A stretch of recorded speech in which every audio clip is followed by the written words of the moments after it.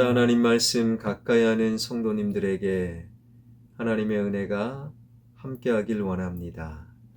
오늘 하나님 주신 말씀은 출애굽기 22장 20절에서 27절까지 말씀입니다.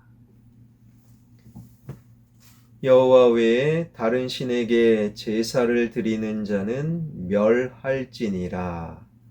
너는 이방 나그네를 압제하지 말며 그들을 학대하지 말라.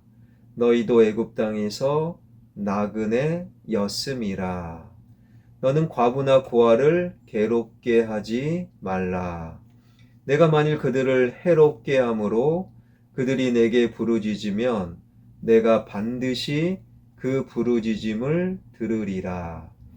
나의 노가 맹렬함으로 내가 칼로 너희를 죽이리니 너희의 아내는 과부가 되고 너희 자녀는 고아가 되리라. 내가 만일 너와 함께한 내 백성 중에서 가난한 자에게 돈을 구워주면 너는 그에게 채권자 같이 하지 말며 이자를 받지 말 것이며 내가 만일 이웃의 옷을 전당 잡거든 해가 지기 전에 그에게 돌려보내라. 그것이 유일한 옷이라. 그것이 그의 알몸을 가릴 옷인즉 그가 무엇을 입고 자겠느냐.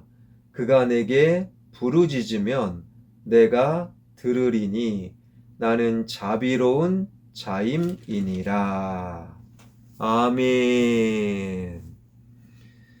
하나님께서는 반드시 알고 반드시 지켜야 되는 크고 위대한 10가지 계명 10계명을 알려주신 이후에 실생활에서 구체적으로 있을 법한 그러한 율법을 10계명의 하위법을 말씀하고 계시지요. 종에 관한 법, 폭행에 관한 법, 배상에 관한 법.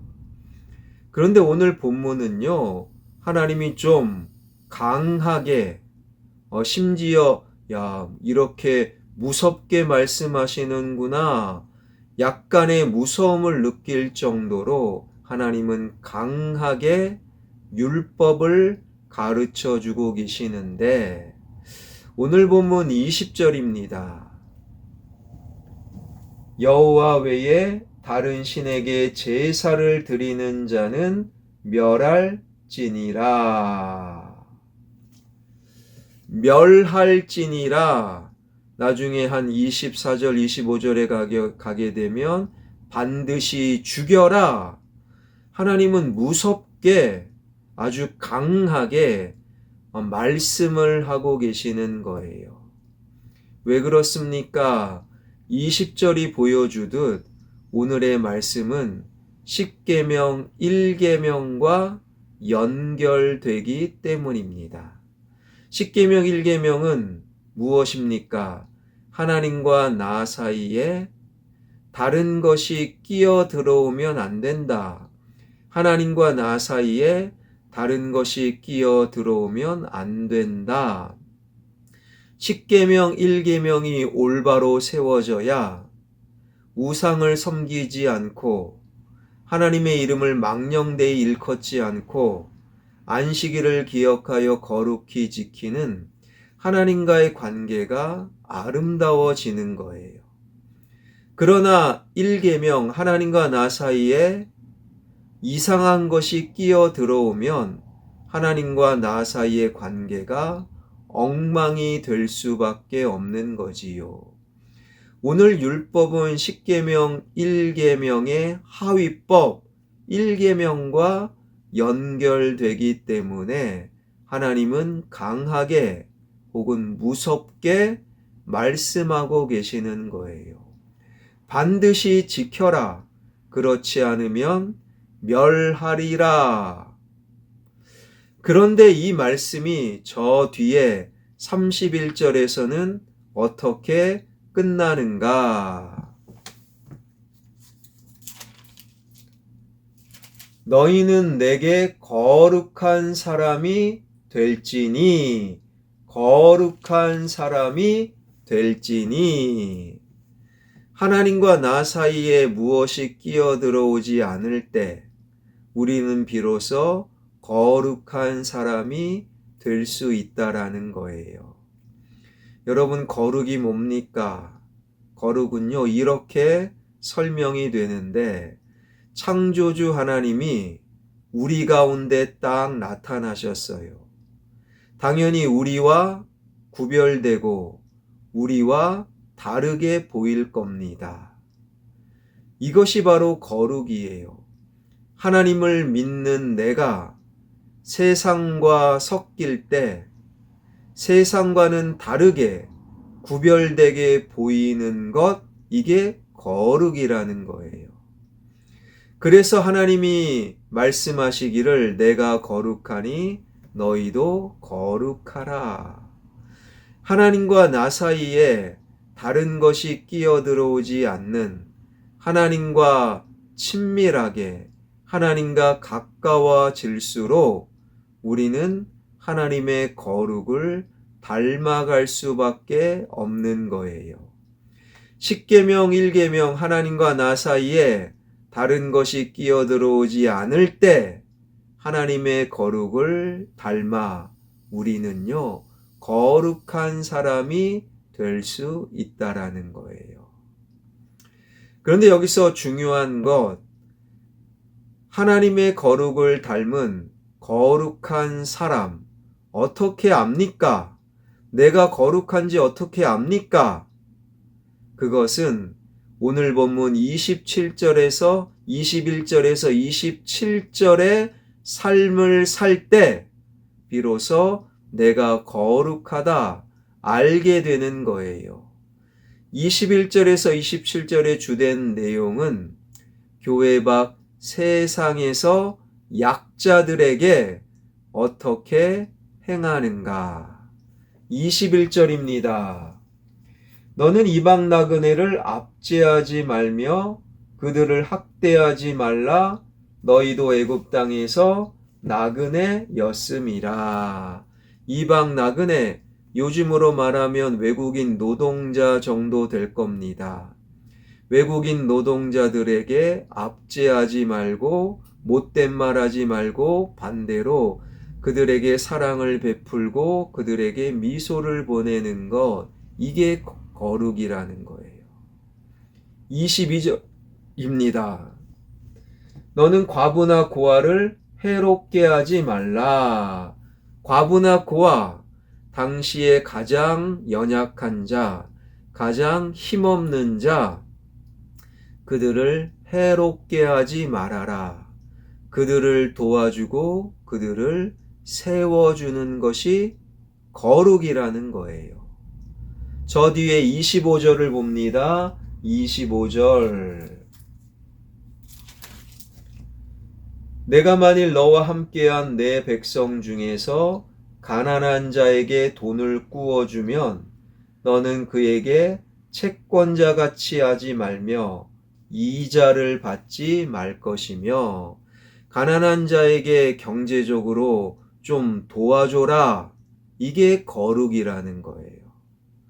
여러분, 우리는 말씀으로 우리 생각을, 삶을 완전히 새롭게 해야 됩니다. 거룩은 교회 안에서 판가름이 나는 게 아니에요. 교회 안에서 보여지는 모습이 거룩을 증명하는 것이 아닙니다. 교회 밖에서 외국인 노동자들에게 어떻게 행하는가? 그리고 연약한 자, 보잘것없는 자들에게 어떻게 그들을 바라보고 말하는가? 가난한 자들에게 구체적으로 도와주는가? 그것이 거룩을 증명하고 판가름하는 기준이라는 거예요. 교회 안에서 거룩한 척 할 수 있어요. 그러나 그것이 거룩이 아닙니다. 하나님을 닮아 거룩한 삶을 살아가는 자, 외국인 노동자들에게 따뜻하게 말하고 손을 내밀고 가난한 자들에게 경제적으로 도움을 주고 연약한 자들에게 힘없는 자들에게 그들을 품고 그들과 함께 살아가는 거룩한 자. 이러한 구약의 율법을 예수님은 한마디로 요약하시지요. 하나님을 사랑하라. 그와 똑같이 이웃을 사랑하라. 이것이 온 율법서와 선지자의 강령이라. 온 율법서와 선지서, 그러니까 율법 전체를 강령 요약하면 하나님을 사랑하고 똑같이 이웃을 사랑하는 것으로 요약이 되는 거예요. 구약 전체를 요약하면, 율법 전체를 요약하면 하나님을 사랑하고 똑같이 이웃을 사랑하는 것. 우리는 하나님을 다 사랑합니다. 그렇다면 반드시 교회 밖 이웃, 특별히 연약한 자를 사랑할 수밖에 없는 거예요. 이것이 바로 하나님을 닮아가는 거룩이라는 거예요.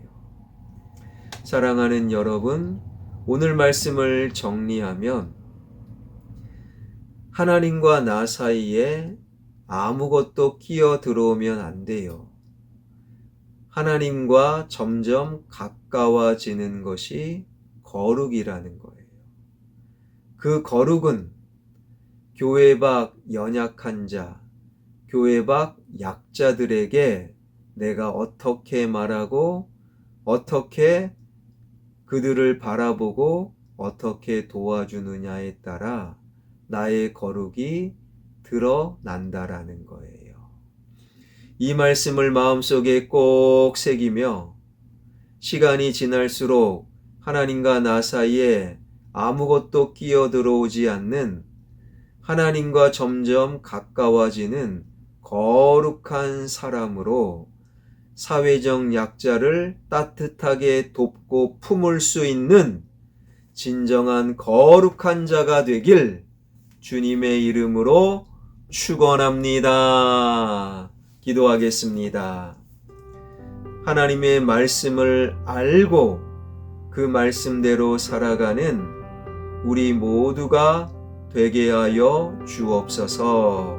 십계명 1계명 하나님과 나 사이에 그 무엇도 끼어 들어오지 않는 하나님을 직접 보고 직접 듣는 하나님과 점점 가까워지는 거룩한 자 되게 하여 주옵소서.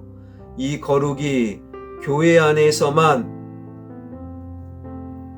적용되는 것이 아니라 교회 밖 사회적 약자를 따뜻하게 바라보고 미소를 보내고 그들을 구체적으로 돕는 거룩을 증명하며 드러낼 수 있는 우리 모두가 되게 하여 주옵소서. 나의 자녀가 사회적 약자, 가난한 자, 연약한 자, 보잘것없는 자, 힘없는 자를 따뜻하게 바라보고 구체적으로 도울 수 있는 하나님의 능력, 하나님의 사랑을 소유하는 나의 자녀들, 우리 다음 세대들 되게 하여 주옵소서. 예수 그리스도의 이름으로 기도하옵나이다. 아멘.